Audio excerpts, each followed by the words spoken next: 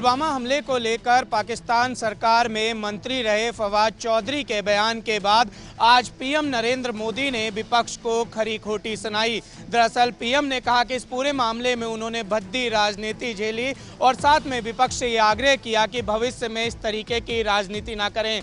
PM ने कहा कि अपने स्वार्थ की वजह से कुछ राजनीतिक दलों ने पुलवामा हमले को लेकर तमाम तरह की बातें कही थी, लेकिन पाकिस्तानी संसद में जब इस बात को स्वीकार कर लिया गया, इसके पीछे पाकिस्तान का हाथ है, तो देश जान गया है कि उन लोगों ने किस तरीके की राजनीति की। पीएम ने वल्लभ भाई पटेल की दुहाई देते हुए भी कहा कि राजनीतिक दल ऐसी राजनीति ना करें, इससे सुरक्षा बलों का मनोबल टूटता है, साथ में दुश्मन देशों को देश के खिलाफ मौका मिलता है। गौरतलब है कि प्रधानमंत्री नरेंद्र मोदी ने फ्रांस के भी मुद्दे पर बात की और उन्होंने साफ तौर पर कहा कि जिस तरीके से फ्रांस आतंकवाद को झेल रहा है, कुछ इसी तरीके से दुनिया के तमाम देशों को अब बिना किसी देरी से एकजुट होना पड़ेगा। चाहे कोई भी सरकार हो, कोई भी मजहब हो, सभी को इस आतंक की लड़ाई लड़नी होगी। और ये बात प्रधानमंत्री नरेंद्र मोदी 2014 से लेकर आज तक लगातार कहते आ रहे हैं। वीडियो जर्नलिस्ट कन्हैया सिंह के साथ निशांत राय, JK 24/7 न्यूज, दिल्ली। आज भारत देश पूर्व प्रधानमंत्री इंदिरा गांधी को याद कर रहा है। आज यानी 31 अक्टूबर के ही दिन 1984 में इंदिरा गांधी की उनके अंगरक्षकों ने हत्या कर दी थी, जिसके बाद से कांग्रेस पार्टी इस दिन को बलिदान दिवस के रूप में मनाती आई है।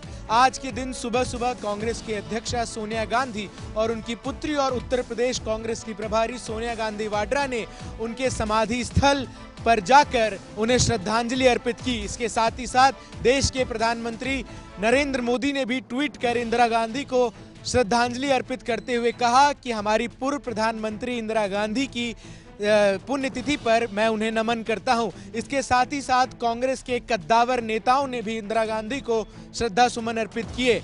गौरतलब है कि इंदिरा गांधी 1966 से 1977 का और फिर 1980 में देश की प्रधानमंत्री रह चुकी हैं। उनके बारे में देश के पूर्व प्रधानमंत्री अटल बिहारी वाजपेयी दुर्गा शब्द कहकर संबोधित कर चुके हैं, जिस वजह से इंदिरा गांधी भारत की राजनीति में आज भी काफी प्रासंगिक मानी जाती है। इस मौके पर तमाम कांग्रेस के कार्यकर्ताओं ने भी इंदिरा गांधी को याद किया। वीडियो जर्नलिस्ट कन्हैया कुमार के साथ मैं चंदन भारद्वाज, JK 24/7 न्यूज, नई दिल्ली। भारत की राजधानी दिल्ली हर साल की तरह इस बार भी प्रदूषण की चपेट में आ चुकी है। और आपको बता दें कि कोविड-19 के चलते जब लॉकडाउन लगा था तो उसके चलते CPCB यानी कि केंद्र प्रदूषण नियंत्रण बोर्ड ने बताया था कि जो दिल्ली की जो हवा है वो काफ़ी साफ़ हो चुकी है। लेकिन ऐसा क्या हुआ कि लॉकडाउन के बाद से जो ये महीना अक्टूबर और नवंबर के महीने के बीच में ऐसा क्या हुआ कि जो प्रदूषण है काफ़ी बढ़ने लगा। कुछ लोग कहते हैं, सरकारें कहती हैं कि पराली जलाने से होता है, कुछ लोग कहते हैं कि जो दिल्ली के अंदर जो वाहन है उनसे पोल्यूशन फैलता है। लेकिन ऐसा क्या हुआ कि जो प्रदूषण है वो इतना ज़्यादा फैल गया। आपको बता दें कि जो CPCB है उन्होंने बताया है और इसमें कहा जाता है कि जो एयर क्वालिटी इंडेक्स है उसके अंदर जो 400 जो होती है एयर क्वालिटी, उससे अगर अधिक होती है तो वह जो क्षेत्र होते हैं वह काफ़ी गंभीर होते हैं। और अब देखना ये होगा कि दिल्ली सरकार या केंद्र सरकार इसमें क्या करती है। JK 24/7 के लिए मैं कृष्णकांत शर्मा, नई दिल्ली। राजधानी में जहां एक तरफ प्रदूषण अपने चरम पर है, तो वहीं कोरोना से संक्रमण के मामले में भी रोजाना बढ़ोतरी हो रही है। और अब आलम यह है कि आंकड़े रोजाना 5000 से ज्यादा पहुंच रहे हैं। ये एक बड़ा चिंता का विषय है। निश्चित तौर पर एक तरफ प्रदूषण और दूसरी तरफ कोरोना, इन दोनों की वजह से आम आदमी की जो परेशानी है वो कहीं ज़्यादा बढ़ गई है। स्वास्थ्य संबंधी जो परेशानियां हैं उनमें भी बढ़ोतरी हो रही है। और आगे आने वाले समय में सरकार किस तरीके से इन दोनों कठिनाइयों से, इन दोनों चीज़ों से निपट पाती है, ये देखना भी काफ़ी महत्वपूर्ण है। वहीं दिल्ली के स्वास्थ्य मंत्री हालांकि इस बात की ओर इशारा पहले ही कर चुके थे कि दिल्ली के अंदर कोरोना के जो मामले हैं उनमें बढ़ोतरी हो सकती है।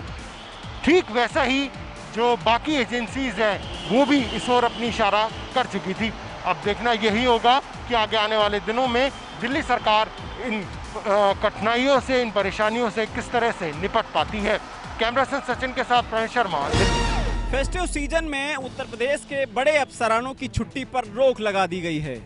मुख्यमंत्री योगी आदित्यनाथ के आदेश के बाद मुख्य सचिव RK चौधरी ने एक आदेश जारी किया है, जिसमें जिले के कप्तानों की और जिले के DM की छुट्टी पर रोक लगा दी है।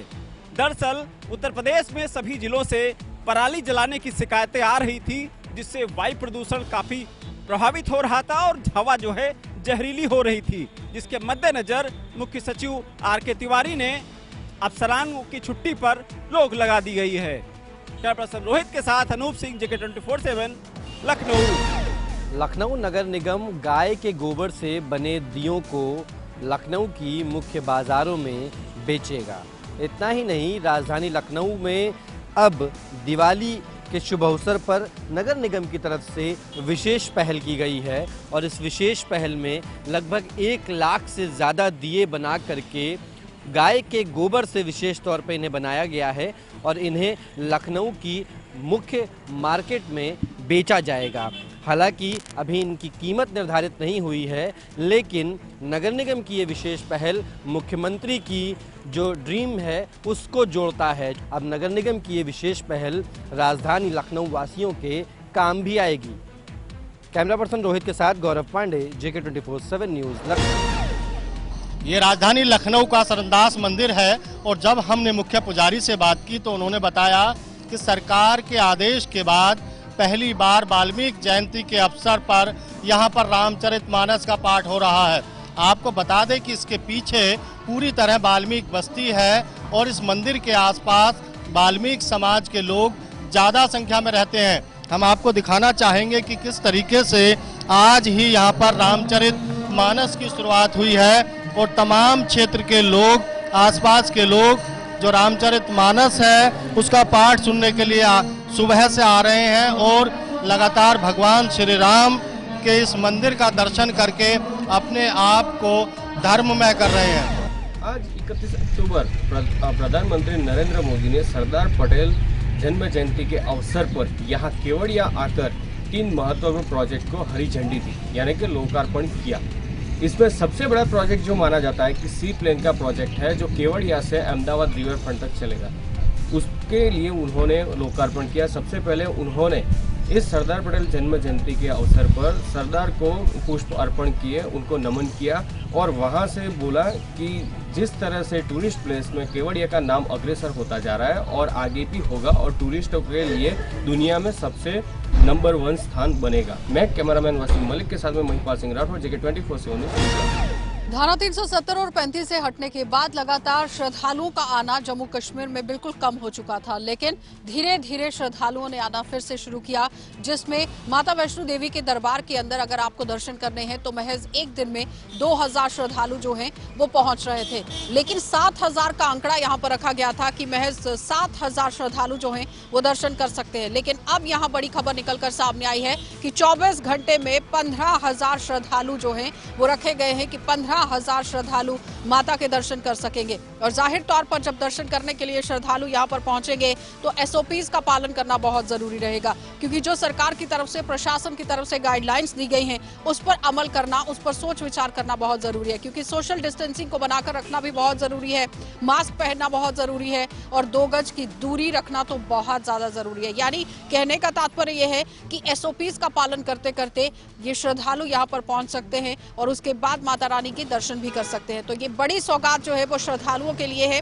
जहां पर प्रशासन की तरफ से पहले 2000 का आंकड़ा रखा गया था, 7000 का आंकड़ा रखा गया था, लेकिन अब 15000 का आंकड़ा रखा गया है कि 24 घंटे में 15000 श्रद्धालु माता के दर्शन कर सकते हैं। कैमरा पर्सन कुलदीप के साथ Asha Sarmal, mission restoration of special status of Jammu and Kashmir और लद्दाख के हवाले से अगर बात करें तो पीपल्स अलायंस के लीडरान उमर अब्दुल्ला की सरबराही में यूनियन टेरिटरी लद्दाख के दौरे पे गए थे, जहां पे उन्होंने द्रास में और करगिल में लोगों से बात की और जो रेस्टोरेशन ऑफ स्पेशल स्टेटस और आर्टिकल के हवाले से बात की। वहाँ मुख्तलिफ वफूद से मिले, वहाँ पॉलिटिकल पार्टीज़ के लीडरान से मिले, उनसे बात हुई कि किस तरह इस मिशन को आगे बढ़ाना है, जो हम चाहते हैं कि जम्मू कश्मीर और लद्दाख को वापस जो अपना स्पेशल स्टेटस है उसको वापस दिया जाए। अब पीपल्स अलायंस का दूसरा मिशन है मिशन जम्मू और इस हवाले से तैयारियाँ की जा रही है। पीपल्स डेमोक्रेटिक पार्टी की सरबराह महबूबा मुफ्ती 5 नवंबर को जम्मू के दौरे पे जा रही है। वहाँ मुख्तलिफ वफूद से मिलेगी, पार्टी लीडरान से मिलेगी, सिविल सोसाइटी के लोगों से मिलेगी। उसके बाद 7 तारीख को पीपल्स अलायंस का वहाँ पे इजलास बुलाया गया है, जहाँ पे मुख्तलिफ जो पॉलिटिकल लीडर्स हैं उनसे बात होगी और जो रेस्टोरेशन ऑफ आर्टिकल 370 या स्पेशल स्टेटस के हवाले से बात होगी कि कितना इम्पॉर्टेंट है ये इसको आर्टिकल को रेस्टोर करना, इसको वापस लाना और इस हवाले से किस तरह की फ़ाइट करनी है, किस तरह की जद्दोजहद जारी रखनी है। इस हवाले से अब मिशन जम्मू जो है वो अब पीपल्स अलायंस का दौरा होगा और 7 नवंबर को वहाँ पे पीपल्स अलायंस का एक इजलास इस हवाले से बुलाया जा रहा है। समीर वानी के साथ सईद रूफ, गुलिस्तान न्यूज़, श्रीनगर, कश्मीर। लद्दाख खुद मुख्तार पहाड़ी तरक्याती कौंसिल लेह के 6 LHDC के इलेक्टेड काउंसलर्स का ओथ सेरेमनी आज लेह के अंदर मुनक़िद की गई। इस मौके पे प्रिंसिपल डिस्ट्रिक्ट एंड सेशन जज के द्वारा ओथ सेरेमनी किया गया। ओथ सेरेमनी के दौरान इलेक्टेड रिप्रेजेंटेटिव के साथ साथ भारतीय जनता पार्टी के नेशनल जनरल सेक्रेटरी अनुज सिंह भी मौजूद थे और उनके साथ साथ भारतीय जनता पार्टी के जम्मू एंड कश्मीर के जनरल सेक्रेटरी अशोक कौल मौजूद थे। और सेरेमनी के फ़ौरन बाद काउंसिल का जनरल मीटिंग ऑर्गेनाइज किया गया और एडवोकेट टशी गिल्सन को unanimously chief executive counsellor elect किया और डिप्टी चीफ एग्जीक्यूटिव काउंसलर के हिसाब से सिरिंग आचुक को इलेक्ट किया। कहते हैं अगर प्रकृति का कहर किसी पे होता है तो वहां पर सिर्फ और सिर्फ तबाही देखने को ही मिलती है। तबाही ऐसी जो इस वक्त तुर्की में देखने को मिल रही है। जी हाँ, तुर्की के अंदर भूकंप आया है जिसकी तीव्रता 7 मापी गई है और तुर्की के अंदर 20 से ज़्यादा लोगों की मौत भी हो चुकी है, जिसकी जानकारी हम आप तक पहुंचा रहे हैं। क्योंकि तुर्की की जब हम बात करते हैं तो तबाही का मंजर ऐसा देखने को मिला कि कुछ ही सेकंडों के अंदर कई इमारतें ढह गई हैं और कई इमारतों के ढह जाने के कारण 20 से ज़्यादा लोगों की तो मौत हुई और कई लोग घायल बताए जाते हैं। घायलों को फिलहाल अस्पताल में इलाज के लिए भर्ती करा दिया गया है। लेकिन ये प्रकृति का कहर है और भूकंप का कहर देखने को मिला तुर्की के अंदर। और ये भी कहा जा रहा है कि अब जो अस्पताल में भर्ती हैं उनमें मरने वालों की संख्या और भी बढ़ सकती है। फिलहाल हम आपको ताजा अपडेट दे रहे हैं कि 20 से ज्यादा लोगों की मौत अब तक हो चुकी है और तुर्की के अंदर इस वक्त सिर्फ और सिर्फ तबाही का मंजर है। मध्य प्रदेश के पूर्व मुख्यमंत्री कमलनाथ का स्टार प्रचारक का दर्जा चुनाव आयोग ने छीन लिया है। ये कार्रवाई इमरती देवी के ऊपर की गई टिप्पणी के बाद की गई है। कांग्रेस ने इसको दुर्भावनापूर्ण निर्णय बताया तो वहीं कांग्रेस नेता विवेक तनखा ने सुप्रीम कोर्ट जाने की बात कही। अब देखना यह है कि आगामी 3 नवंबर को चुनाव है और उससे पहले चुनाव आयोग क्या फैसला लेता है। कैमरामैन सुरेंद्र के साथ सुभाष श्रीवास्तव, JK24 से बंद। केंद्र सरकार की तरफ से पास किए गए तीनों खेती-बाड़ी कानूनों के मुद्दे पर पंजाब के अंदर एक तरफ जहां किसान आंदोलन कर रहे हैं तो वहीं इस मुद्दे पर सियासत भी जमकर हो रही है। श्रोमणी अकाली दल के अध्यक्ष सुखबीर सिंह बादल ने अब इस पूरे मामले को लेकर पंजाब की कैप्टन सरकार पर आरोप लगाया है कि वो किसानों के मुद्दे पर केंद्र सरकार के साथ फ्रेंडली मैच खेल रही है और साल 2022 के आम चुनाव से ठीक पहले कैप्टन अमरिंदर सिंह कई विधायकों के साथ बीजेपी में शामिल हो सकते हैं। हालांकि इस मुद्दे पर अब कांग्रेस ने सुखबीर सिंह बादल को करारा जवाब दिया है और उन्होंने कहा है कि सुखबीर सिंह बादल को चाहिए कि वो अपनी पार्टी को संभाले। तो वही बीजेपी की तरफ से भी एक बड़ा बयान सामने आया। बीजेपी के राष्ट्रीय महासचिव तरुण चुग ने कहा है कि पार्टी आने वाले चुनाव के अंदर पंजाब की सभी 117 सीटों पर चुनाव लड़ेगी और आने वाले चुनाव में बीजेपी पंजाब के अंदर नंबर 1 पार्टी होगी। तो फिलहाल पंजाब के अंदर किसानों का मुद्दा लगातार जारी है, आंदोलन हो रहा है, पंजाब लगातार संकट में है, लेकिन तीनों खेतीबाड़ी कानूनों के मुद्दे पर सियासत भी जमकर हो रही है। कैमरामैन मोहन के साथ मैं Navdeep Chhabra, JK24 news, Chandigarh. Murder case जहां इंसाफ से शुरुआत हुई तो अब राजनीति हावी हो चुकी है। जहां एक तरफ बीजेपी लगातार कांग्रेस पर सवाल उठा रही है तो वहीं कांग्रेस भी अब जो है बीजेपी को कटघरे में खड़ा कर रही है। बीते 2 दिनों पहले परिवार से मिलने पहुंची कुमारी शैलजा पर जहां कुछ लोगों ने हमला कर दिया तो कांग्रेस की तरफ से FIR दर्ज कराई गई। तो अब उन्हीं जिनका FIR कराई गई थी उन्हीं लोगों ने अब कांग्रेस के नेताओं पर FIR दर्ज करा दी है। दोनों गुट आमने सामने आ चुके हैं और लगातार पुलिस पर दबाव है कि जल्द से जल्द इस मामले में कार्रवाई की जाए, नहीं तो फिर जो पीड़ित परिवार है वो कहीं ना कहीं असंतोष फील कर रहा है। उसको लग रहा है कि जो उसके लिए इंसाफ मांगने आए थे वो अब राजनीति में जुट गए हैं। ऐसे में पीड़ित परिवार भी मांग कर रहा है कि उनके घर यदि कोई आए तो राजनीति ना करे। सहयोगी राकेश के साथ संदीप गोयल, जेक 24/7 न्यूज़, फरीदाबाद।